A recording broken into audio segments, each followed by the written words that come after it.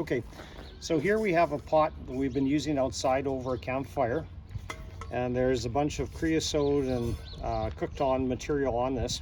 And I've tried different cleaners, but it doesn't seem to want to work properly.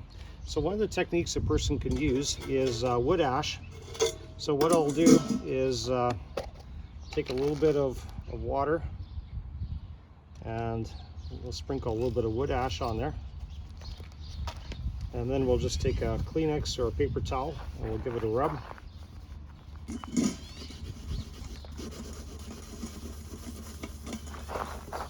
Get a close shot of that.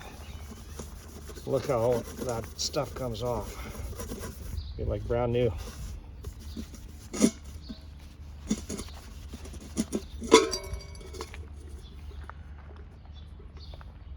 So that's a quick solution to getting the creosote off of your cooking appliance.